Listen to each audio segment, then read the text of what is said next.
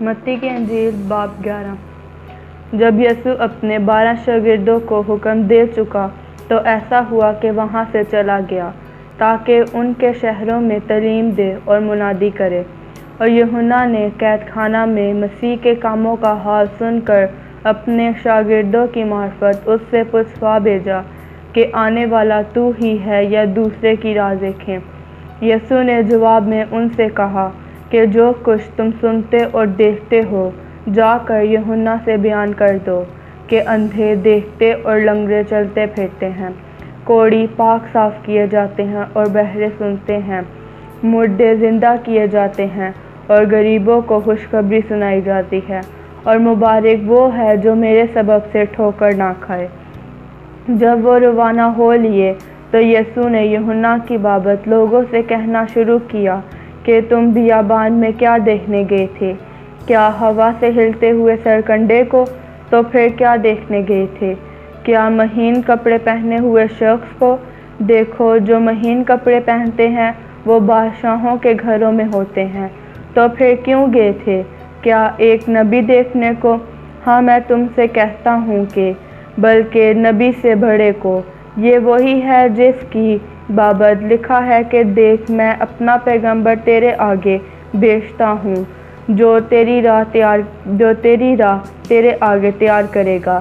میں تم سے کہتا ہوں کہ جو عورتوں سے پیدا ہوئے ہیں ان میں یوحنا بپتسمہ دینے والے سے بڑا کوئی نہیں ہوا، لیکن جو آسمان کی بادشاہی میں چھوٹا ہے وہ اس میں بڑا ہے۔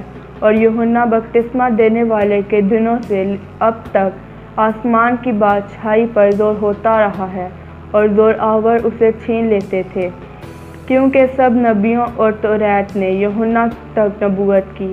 اور چاہو تو مانو ایلیا جو آنے والا تھا یہی ہے۔ جس کے سننے کے کان ہو وہ سن لے۔ پس اس زمانہ کے لوگوں میں کس سے تشبیہ دوں؟ میں ان لڑکوں کی مانند ہوں جو بازاروں میں بیٹھتے ہوئے اپنے ساتھیوں کو پکار کر کہتے ہیں، ہم نے تمہارے لیے بانسری بجائی اور تم نہ ناچے، ہم نے ماتم کیا اور تم نے چھاتی نہ پیٹی، کیونکہ یوحنا نہ کھاتا آیا نہ پیتا، اور وہ کہتے ہیں کہ اس میں بدروح ہے۔ ابن آدم کھاتا پیتا آیا اور وہ کہتے ہیں، دیکھو کھاؤ اور شرابی آدمی، محصول لینے والوں اور گناہ گاروں کا یار، مگر حکمت اپنے کاموں سے راست ثابت ہوئی۔ وہ اس وقت ان شہروں کو ملامت کرنے لگا جن میں اس کے اکثر معجزے ظاہر ہوئے تھے، کیونکہ انہوں نے توبہ نہ کی تھی کہ اے خرازین تجھ پر افسوس، اے بیت صدا تجھ پر افسوس، کیونکہ جو معجزے تم میں ظاہر ہوئے اگر سور اور صدا میں ہوتے تو وہ ٹاٹ اوڑھ کر اور خاک میں بیٹھ کر کب کے توبہ کر لیتے۔ مگر میں تم سے کہتا ہوں کہ عدالت کے دن سور اور صدا کا حال تمہارے حال سے زیادہ برداشت کے لائق ہوگا۔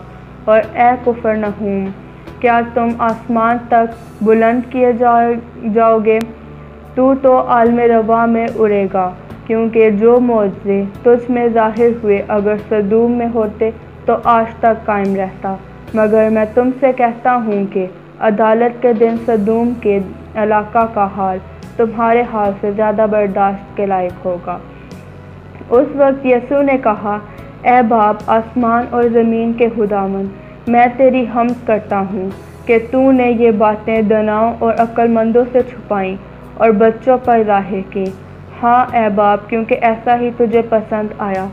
میرے باپ کی طرف سے سب تجھے سونپا گیا، اور کوئی بیٹے کو نہیں جانتا سوا باپ کے، اور کوئی باپ کو نہیں جانتا سوا بیٹے کے، اور اس سے جس پر بیٹا اسے ظاہر نہ کرے۔ اے محنت اٹھانے والوں اور بوجھ سے دبے ہوئے لوگوں، سب میرے پاس آؤ، میں تم کو آرام دوں گا۔ میرا جوا اپنے اوپر اٹھا لو اور مجھ سے سیکھو، کیونکہ میں حلیم ہوں اور دل کا فروتن، تو تمہاری جانیں آرام پائیں گی، کیونکہ میرا جوا ملائم ہے اور میرا بوجھ ہلکا۔ آمین۔